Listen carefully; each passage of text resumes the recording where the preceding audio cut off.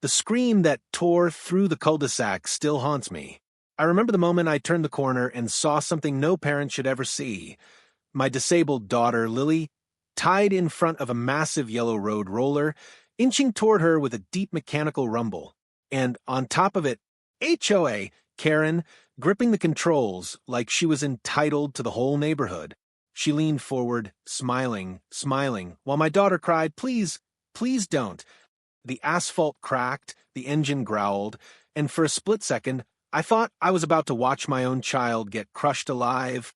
What Karen didn't know, what she couldn't possibly imagine, was that I wasn't just Lily's father. I was the police chief of the entire county, and she had just declared war on the wrong man. Before we begin, what city are you watching from? Comment your city below. I always love seeing where my viewers are tuning in from across the USA. And hey, if you're new here, hit that subscribe button before we start. All right, let's begin. The story takes place in Willow Creek, a quiet American suburb where everyone pretended to be polite, but the HOA controlled everything like a shadow government. And at the head of it was one woman, Karen Holloway. The board feared her. The neighbors avoided her. And my daughter, Lily, a gentle 15-year-old with mobility issues, was her favorite target for harassment. Lily could barely walk without her braces, but she loved sitting outside near the driveway, sketching birds and flowers. Karen hated that. She said Lily's presence lowered the property value. She said a disabled girl didn't fit the aesthetic. We reported her many times, but the HOA protected her, covered for her, praised her. They didn't know who I really was. I never revealed my identity because I wanted Lily to live a normal life. I didn't want people to treat her differently because her father was the police chief. But the day Karen crossed the line, she ripped that choice away from me. It began on a calm Sunday morning. Sun out, streets quiet, neighbors sitting on porches, until a road roller appeared on the street. No construction scheduled, no warning, nobody driving it, except her, Karen. And she wasn't rolling the road. She was rolling toward my daughter. It started with something so small, so ordinary, that no one in our peaceful neighborhood realized how fast it would explode into the most horrifying moment of my life. That morning, I had just finished my routine patrol briefing at the station when Lily asked if she could sit outside on the driveway to draw the cardinal that always perched on our mailbox. She was smiling, really smiling, which had become rare ever since Karen started targeting her. Lily loved nature, quiet moments, and soft colors. She was fragile in many ways, but unbelievably strong in spirit, and when she held her sketchbook, you could see her entire world come alive. I kissed her forehead, adjusted the leg braces on her knees, and told her I'd be home early. "I'll be right here, Daddy," she whispered. "Don't worry." I didn't know those would be the exact words replaying in my head when I found her tied in front of a road roller later that afternoon. But the first trigger, the moment everything began unraveling, started with a simple chalk drawing. Lily loved chalk art. She'd draw butterflies, flowers, clouds, anything bright. That day she drew a big rainbow across the edge of our driveway because she said the neighborhood felt too gray. It was harmless. It was beautiful. But to Karen, it was visual pollution. I wasn't home to witness the confrontation, but later footage from my neighbor's doorbell camera filled in every second I missed. Karen marched across the cul-de-sac, her HOA badge swinging like it was a police shield, and she stepped directly onto Lily's rainbow drawing, smearing it under her sandal. "I told you, NO-colored chalk in MY neighborhood," she snapped. Lily immediately froze, her pencil falling from her hand. She whispered, "I'm sorry, I didn't know." Karen scoffed, "Don't play innocent, girl. You disabled kids always use pity to break rules." Those words made my blood boil later, but at that moment, my neighbor Tom, a retired Marine, stepped out of his house and tried to intervene. "Karen, she's a child," he said. "Leave her alone." But Karen thrived on dominance. She turned on him like a vulture snapping at fresh prey. "Stay out of this, Tom, or I'll report your overgrown lawn again." He held his ground, But Karen's rage only escalated. She leaned down, face inches from my daughter's. "Erase it. Now." Lily, hands trembling, tried to bend down, but her braces made it hard for her to crouch. "I can't," she whispered. "My legs." "Then you shouldn't be outside at all," Karen yelled, loud enough that two neighbors peeked through their blinds. "You should stay inside like normal disabled kids. We have rules for a reason." Lily's eyes filled with tears, but she still tried to comply. She dragged her hand across the chalk drawing, smudging it with the back of her sleeve. Then, because the ground was uneven, she lost her balance and fell forward onto her hands, scraping her palms on the concrete. Instead of helping, Karen smirked. "Pathetic." Tom stepped closer, voice firm. "Karen, that's enough." But Karen wasn't done, not even close. She accused Lily of defacing property, threatened a $500 HOA fine, and then, this is the moment everything shifted. She took a picture of Lily on the ground and said, "I'm sending this to the board. This girl needs consequences." When I later saw that picture, every bone in my body clenched. But what Karen didn't know was that Tom had texted the situation to my wife, Emily, who immediately called me at work. I left the station, instantly sirens off, heart pounding, racing home as fast as I legally could. But before I arrived, Karen had already decided that punishing Lily with HOA fines was enough. She needed a spectacle. She needed to humiliate her. And she needed to prove absolute control. According to witnesses, Karen left after the chalk incident, but she returned 15 minutes later with a massive industrial road roller, the kind used for paving asphalt during construction. No warning, no permit, no safety crew. She had stolen the keys from the construction site 2 blocks away where workers were on break. Neighbors watched her drive it down the street, confused and horrified. It was slow, rumbling, shaking the ground beneath it, the huge steel cylinder rolling steady, and deadly tore my house.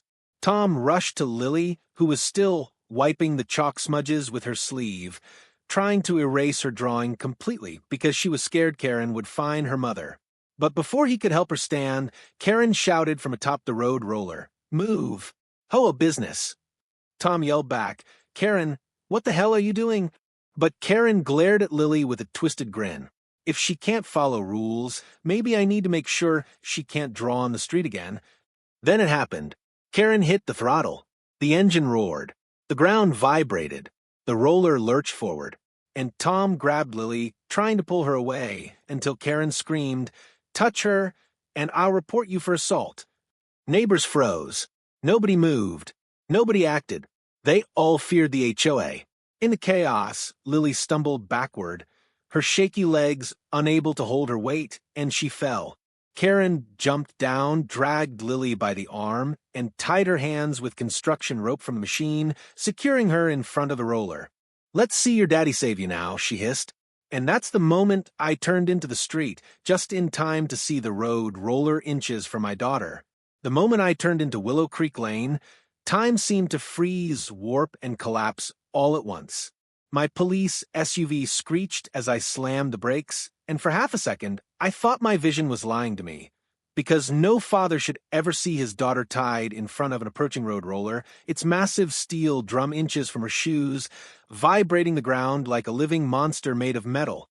But there she was, my Lily, her braces shaking on her knees, tears streaking down her cheeks, rope digging into her wrists as she whispered, "Daddy, Daddy, please," my heart shattered, but rage flooded my veins so violently that I felt a ringing in my ears. And on top of that hellish machine stood Karen Holloway, one hand on the throttle, the other holding her stupid HOA clipboard like she was conducting a neighborhood inspection. She saw me, and instead of stopping, she pressed the lever forward again, forcing the roller another deadly inch closer to my daughter. "Stop the vehicle!" I roared, my voice echoing across the street with the authority of someone who had commanded entire SWAT teams. But Karen wasn't afraid. Not even a little. In fact, she smirked. "Oh, look, Daddy's home," she sang mockingly. "Too late to save her now." My blood boiled hotter.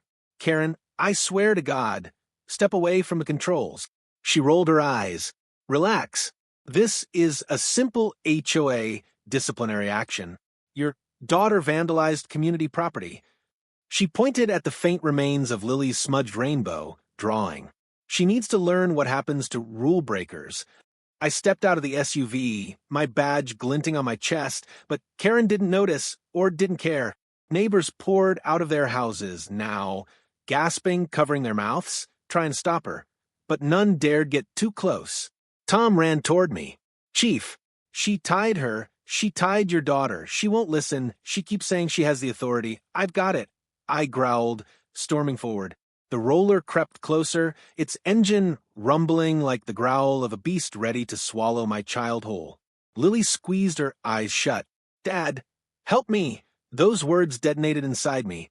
I reached for my firearm, but stopped. I couldn't risk hitting the roller controls or startling Karen into pressing the throttle fully. So instead, I took slow steps forward, hands raised, voice steady like I'd spoken to countless unstable suspects before. "Karen, listen to me. Step away from the machine. This is not HOA business. This is a felony. Multiple felonies." She barked out a laugh. "Felonies? Please. I am the HOA. "Not anymore," I warned. "What you're doing is attempted murder." She shrugged. "Only if she dies. And she won't. As long as she apologizes and signs a statement admitting she vandalized the neighborhood." Lily sobbed. "I said I'm sorry. I said it," Karen snapped. "Louder." Something in me snapped. I lunged forward, but Karen, panicking, slammed the throttle to full. The roller jerked violently. Gasps erupted all around us. Lily screamed, and for a fraction of a second, I truly believed the machine would crush her. But Tom and another neighbor, Maria, sprinted to the sides and threw wooden blocks under the wheels, slowing the roller's movement just enough to buy me seconds. Seconds I didn't waste.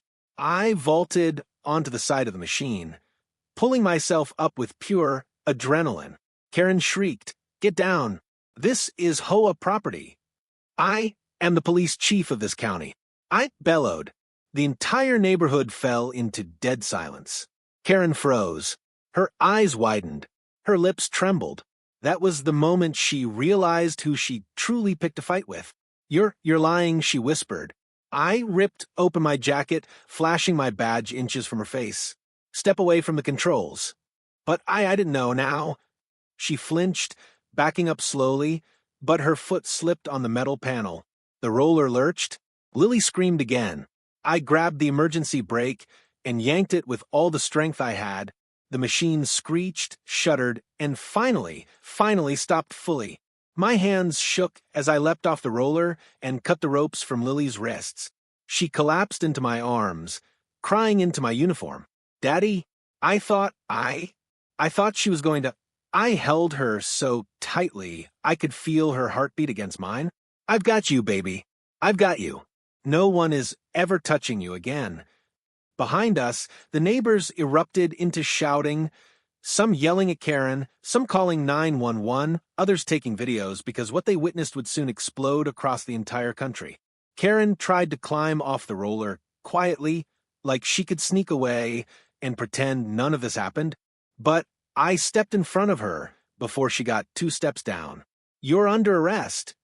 She shook her head violently. "You can't arrest me. I'm the head of the HOA. I control this neighborhood."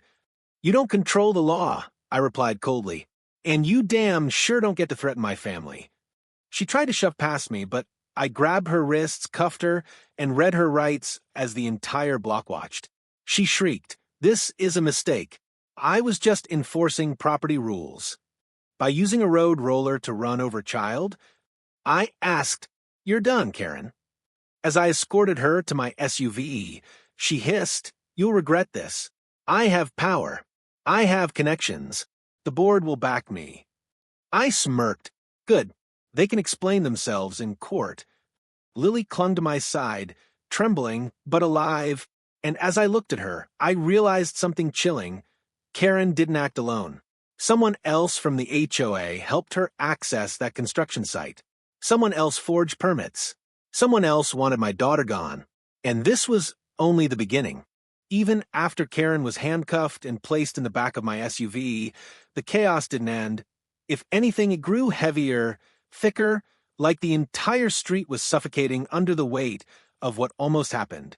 I carried Lily into the house, one arm under her legs, the other supporting her shoulders, and I could feel her body trembling uncontrollably.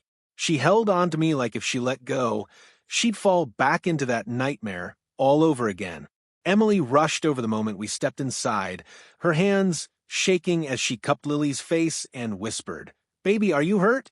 Oh, God, what did that woman do to you?" Lily didn't answer. She just collapsed into her mother's arms and began sobbing so violently that it broke something deep inside me, something I didn't even know existed. Emily hugged her tight, trying to soothe her. But the girl, who always tried to stay brave, who always tried to smile through the pain of her disability, who never complained even when kids at school called her slow, she shattered. "Mom, she tied me. She said she'd crush me. She said," her voice broke into hiccuped gasps. Emily's face twisted with horror, rage, and heartbreak all at once. "She what?" I told her everything, every detail Tom and the neighbors shared, everything I witnessed in those final horrifying seconds, and with each word, Emily grew paler, her hands gripping Lily tighter, as if protecting her from memories alone. "She's a monster," Emily whispered, "a monster wearing lipstick." Meanwhile, outside, neighbors were gathered like a crime scene audience, some crying, some furious, some shaking as they replayed what they had witnessed. Tom knocked gently on our door and stepped in, hat removed respectfully. His eyes were red, guilt weighing on his shoulders like he was responsible. "Chief, I'm sorry. I tried to pull her away. I swear I tried, but she threatened to report me to the HOA. I should have ignored her. I should have just grabbed Lily and ran." I placed a hand on his shoulder. "You bought me seconds, Tom. If you hadn't blocked the wheels with those wooden blocks, I don't even want to imagine what would have happened." His jaw tightened. "Doesn't matter. I should have done more." "You did enough," I told him firmly. "You acted when others froze." But even as I said it, my own guilt clawed at me. I was the police chief, trained to handle emergencies, calm, under pressure, always prepared. And yet, I wasn't there when my daughter needed me most. The thought of it made my chest burn. After making sure Lily was stable, I stepped into the backyard to take a breath. But it didn't help. I felt like I had wolves tearing from the inside. Rage, guilt, helplessness, pain, all chewing me alive. Emily followed, wiping her tears, but her voice was steady. "You're blaming yourself." I didn't answer. She took my hand. "You can't be everywhere. You can't protect her from every monster in the world. But today you saved her." "I wasn't fast enough," I said quietly. Another 10 seconds, and my voice cracked and I looked away. Emily rested her head on my chest. "But you were fast enough, and that's the only thing that matters." Inside, Lily cried again, this time softer, like her body was exhausted from the shock. Emily went to comfort her, and I stepped back outside to meet with the officers who had just arrived to take Karen into custody. Officer Ramirez, one of my most trusted men, looked at me with disbelief. "Chief, she really tied your daughter to a road roller?" "Yes." He rubbed his forehead. "What kind of demon does that? I've arrested carjackers with more humanity." "She didn't act alone," I said. "Someone helped her get that machine." Ramirez frowned. "You think the HOA is involved?" "I don't think. I know." As they drove Karen away, still screaming about property rights, I walked back into the house. Lily sat curled up on the couch, Emily rubbing her back gently. Her hair stuck to her cheeks from tears, her eyes red, her breathing uneven. When she saw me, she tried to smile, but it crumbled instantly. "Dad, do I have to live here?" she whispered. "Do I have to live where people hate me for being different?" My heart shattered again. I knelt in front of her. "Lily, nobody hates you. Karen was sick, evil. What she did had nothing to do with you, and everything to do with her twisted mind." Lily shook her head. "But she always picked me. Always me. Why me?" She wasn't asking as a victim. She was asking as a child who had carried more cruelty than she deserved. I held her hands, gently, because she's a coward. Bullies choose the kindest people, the ones least likely to fight back. But she was wrong about you. You're stronger than she ever was. You survived something today that would have broken grown adults. And you didn't give up. I'm proud of you. Her lips trembled, and she leaned into me. I was so scared. I know, sweetheart, but you're safe now. And then something unexpected happened. Something that broke every parent in the room. Lily whispered. I didn't scream at first because I didn't want to make trouble. I didn't want Karen to find Mom again. My throat closed. Emily gasped, covering her mouth. Lily wasn't just scared, she was conditioned. Conditioned to silence her pain. Conditioned to protect us from consequences Karen invented. Conditioned to be quiet because her disability made her an easy target. And that realization, that single observation, made the rage inside me mutate into something volcanic.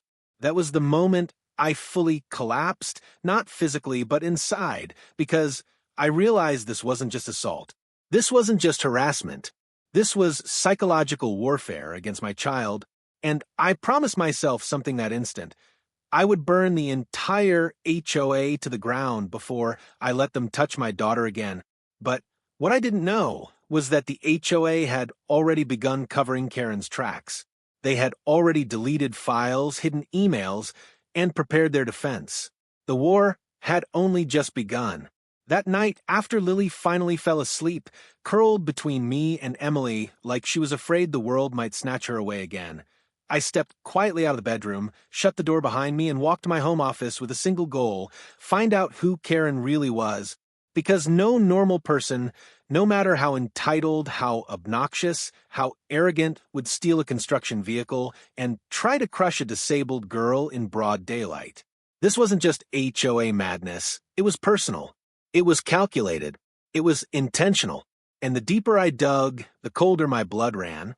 I started with the HOA records. As police chief, I had the authority to access anything relevant to an investigation, but even so, when I tried to open certain files, I found something I hadn't seen often: restricted access. The HOA was blocking data from law enforcement. That alone was illegal. So I hacked in using county-level override credentials. And when I finally accessed the internal system, a wave of documents flooded my screen: complaints, photos, fines, notes, all targeting Lily.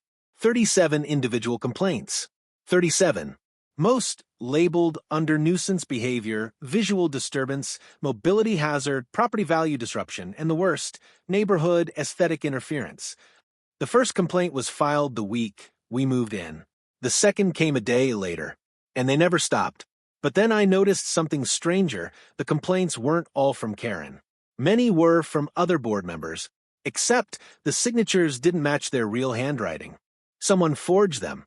Someone created a coordinated digital pattern. Someone fabricated an entire system of bullying on paper to justify harassing my daughter. I kept scrolling, jaw clenched, and that's when I found a hidden folder labeled Special Case, Unit 14B, My House. When I opened it, I expected photos of chalk drawings or noise complaints or something petty, but what appeared on my screen made my stomach twist. They had surveillance photos of Lily, walking, drawing, entering our house, sitting at the park, at school events, even through windows. Someone had been watching my daughter, stalking her, documenting her, and every photo had timestamps, some as recent as 3 days ago. I felt the oxygen leave my lungs. This wasn't harassment. This was obsession. I printed the photos, then ran a cross-check on IP addresses linked to the uploads. One name kept repeating. One signature. One device. One masked account. Karen's husband? Nope. Karen's friend? Nope. The match hit harder.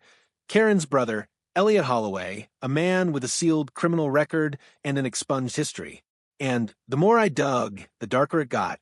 Elliot wasn't just a troublemaker.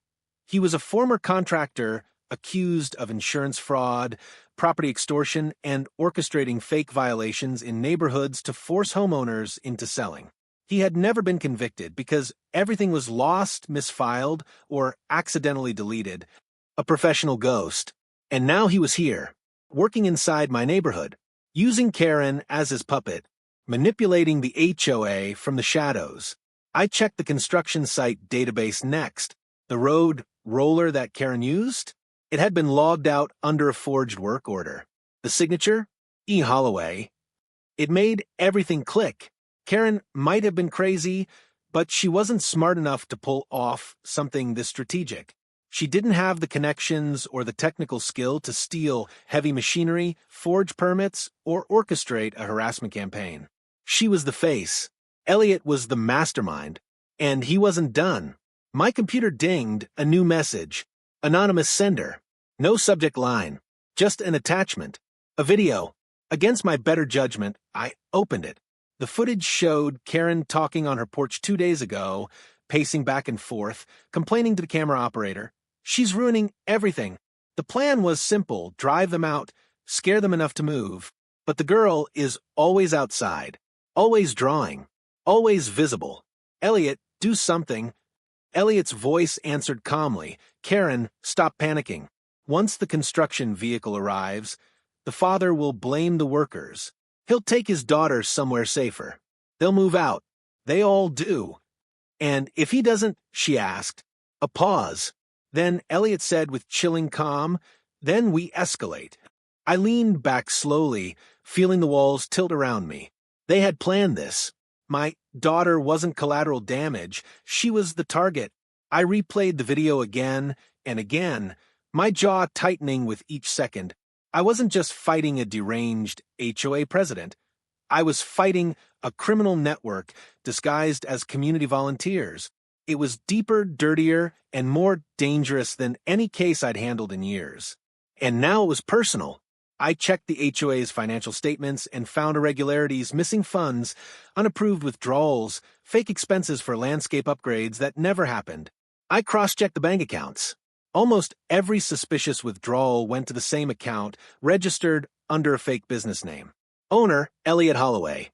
He was draining the neighborhood, using HOA money, milking fines from innocent families, orchestrating pressure campaigns, and when a family didn't break, he escalated. They targeted the weakest link. They chose my daughter because of her disability, because they assumed we'd move to protect her. They didn't expect I would fight. They didn't know I was police chief. But the moment they learned, they retaliated. And tonight, when I checked the neighborhood cameras one last time before shutting down, I saw something that made my skin crawl. Elliot, standing under a street lamp, staring at my house, face expressionless, arms crossed, motionless, waiting, watching. This wasn't harassment anymore. This was war, and it had just entered a deadly phase. Night fell like a warning, thick and heavy, settling over Willow Creek with an unnatural stillness, as if the entire neighborhood was holding its breath, waiting for something terrible to unfold. After discovering Elliot's involvement, I double-checked every lock in the house, reinforced Lily's bedroom door, and set 2 patrol cars to circle the block. But even with all that, something inside me wouldn't rest. A father's instinct is never wrong, and mine was screaming. At around 1:13 a.m., the moment Lily finally drifted into uneasy sleep, I stepped into the hallway and glanced toward the front window and froze. Under the dim glow of the street lamp stood the one man I prayed I wouldn't see tonight, Elliot Holloway, hands in his pockets, head tilted like he was studying a puzzle, eyes fixed on my home with predatory patience. He didn't move, didn't blink, didn't flinch when patrol cars passed him. It was as if he belonged to the darkness itself. And I knew instantly this wasn't intimidation. This was surveillance before an attack. I grabbed my weapon, clipped my badge to my belt, and stepped outside. The cold air hit like a slap. But Elliot didn't react, even as I approached. "You've been watching my daughter," I said, voice low and steady. "You forged complaints. You supplied the road roller. You manipulated your sister. You put a child's life at risk." He finally turned his head, slow, deliberate, unnerving. Up close, Elliot looked nothing like Karen. Calm, reserved, sharp-eyed, with a smirk that carried both intelligence and cruelty. "Chief," he said softly, "do you really think this is personal?" "It is personal," I growled. "You made it personal the moment you stalked my family." He chuckled under his breath. You're looking at this through a father's eyes. I'm looking at it through opportunity. I stepped closer. Opportunity for what? His smirk deepened. Control. A chill ran through me. Control of what? The HOA. The HOA is just a shell, he murmured. The real power comes from influence, from fear, from families who will do anything to keep their lives quiet and clean. People pay when they're afraid. They move when they're afraid. They bend rules when they're afraid.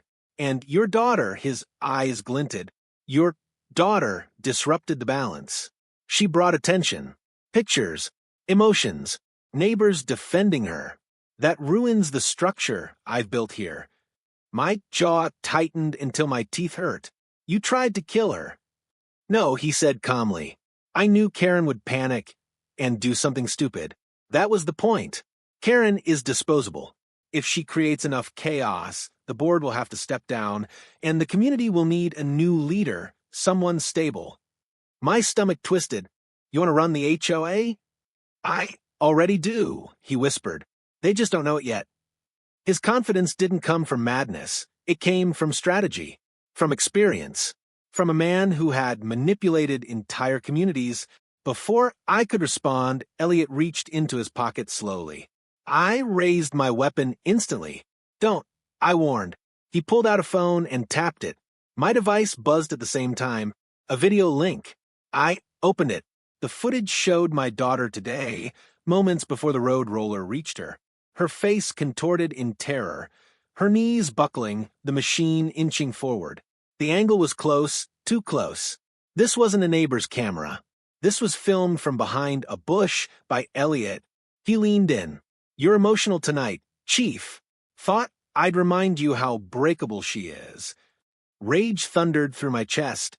I grabbed him by the collar and slammed him against the street lamp. If you ever come near my family again, you'll arrest me, he said, laughing. You can't. You have no evidence tying me to anything. Everything Karen did was under her name. Every forged document was done from devices that can't be traced. Every stolen item was taken by her. And your daughter? Well, who will they believe? A child? Or an HOA president with a clean public image? My grip tightened. You're not walking away from this. But he wasn't afraid. Not even a little. Chief, I think you misunderstand. I'm not walking away. I'm warning you. Leave the neighborhood. You and your family. Do it quietly. Do it soon. Or next time. He leaned forward, lips curling into a cruel smile. You won't make it in time. I pulled out my cuffs. You're done. Am I? He asked. Remember, Karen is the one in custody, not me. And as long as she's locked away, I can do whatever I want. Even tonight. Suddenly, a sound echoed, a soft metallic clink. My blood ran cold. I spun around. At the end of my driveway, a gasoline canister tipped over, a faint trail of gas leaking toward my porch, and next to it a lit match, not burning on the ground, but held in the fingers of a young man wearing a hoodie, half hidden behind the hedge. Elliot didn't even turn his head. Meet my associate, he said. He's loyal, silent, and unlike Karen, he knows how to finish a job. I raised my weapon. Drop it. But the young man only smirked and flicked the burning match toward the thin line of gasoline. Everything exploded into motion. I sprinted, dove forward, scraping my elbows on the concrete, and crushed the flame with my bare hand before it could catch. My palm burned, skin blistering instantly. Emily screamed from the doorway. Lily woke with a terrified cry. And when I looked back, Elliot and the man were gone. Gone into the shadows. Gone without a trace. Leaving only one truth behind. They weren't done with us. They were escalating. And the next round would be far more dangerous. Morning arrived far too quickly, dragging the chaos of the night with it. My burned palm throbbed, my nerves were shattered, and our home smelled faintly of gasoline despite the hours I spent scrubbing the driveway. Lily barely slept. Every time a car passed outside, she jolted awake, whispering, "Is he back?" Emily stayed beside her, holding her until dawn, her own eyes red from crying. But when the sun finally rose, something inside me shifted. Fear gave way to fury. Desperation hardened into determination. Elliot wanted war? Then war was exactly what he was going to get, just not the kind he expected. I wasn't just a father, I was the police chief. And I had an entire county's worth of resources waiting for my command. By 8 a.m., I was standing in front of a conference table packed with detectives, cybercrime specialists, arson investigators, and legal advisors. "We're taking down the Holloway operation," I announced. No hesitation. No mercy. Ramirez spoke first. "Chief, we analyzed the gasoline trail. Definitely intentional. The suspect wore gloves, no prints. But we found one useful thing, the shoe pattern." He placed a sheet on the table. A very specific rare brand shoe sole imprint. One sold in only 3 stores in the entire state. Cybercrime pulled up another document. "Chief, we traced the anonymous video sent to your phone. The metadata was wiped, but not perfectly. It routed through a VPN registered to a small insurance consulting office owned by Elliot Holloway. Exactly what I needed. Get a warrant, I ordered, and they did. Faster than Elliot could blink. While the paperwork processed, I handled the part no police officer enjoys, questioning Karen. She sat in her holding cell, mascara smeared, hair disheveled, muttering to herself. When I entered, she looked up, eyes wide. "Chief, this is all a misunderstanding." "You tried to kill my daughter," I said.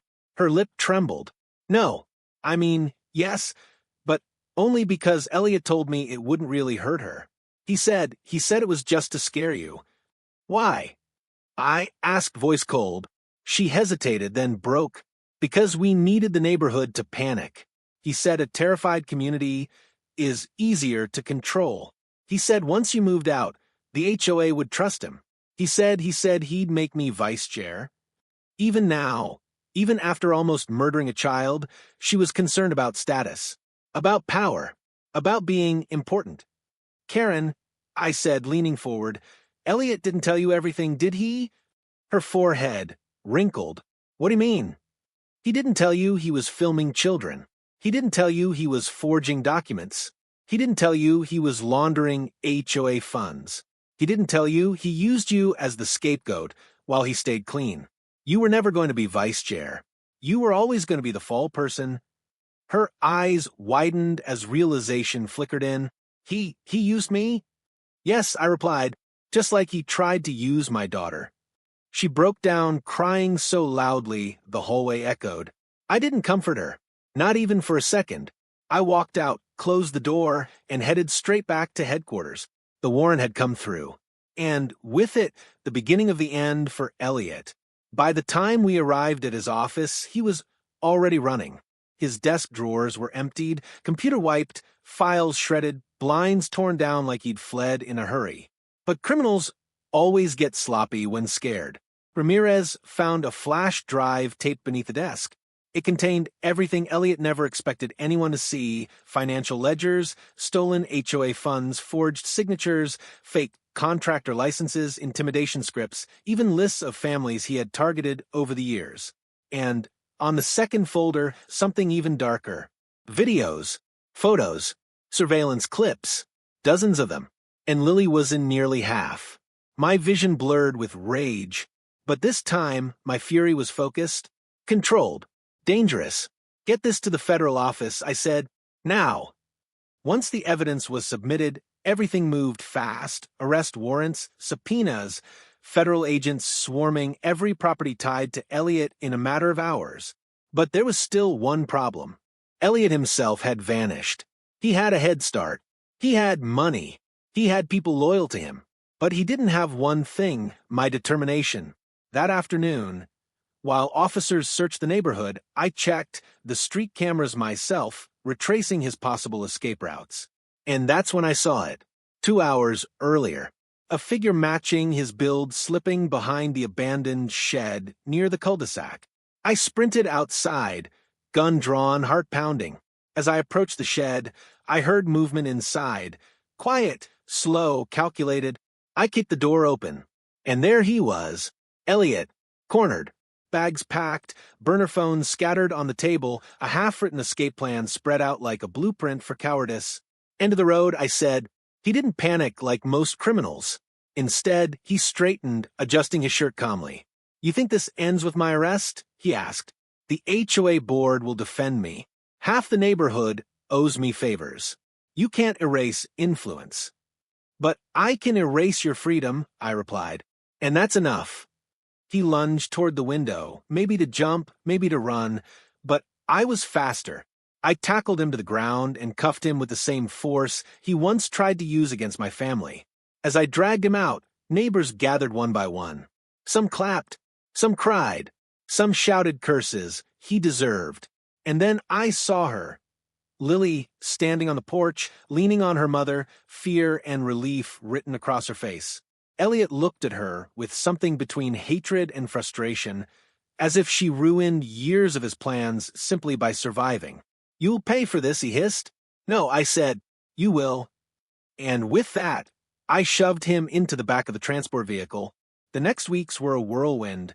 Karen pled guilty, the HOA board was dismantled, Elliot faced federal charges that guaranteed decades behind bars. Surveillance laws changed. Neighborhood protections were strengthened. And Lily, my sweet, brave Lily, finally slept through the night without fear. The truth was out. Justice was served. And for the first time since moving to Willow Creek, the neighborhood finally felt safe. If you've stayed with me till the end, then you already know. Evil doesn't always come wearing a mask. Sometimes it hides behind HOA badges, fake smiles, and quiet streets. But bravery doesn't always come from strength. Sometimes it comes from a trembling girl who refused to break. If Lily's story touched your heart, then do one thing for her today. Comment the name of your city so she knows people from all over the country are standing with her. And if you believe every child deserves protection, then hit that subscribe button. You're part of our family now.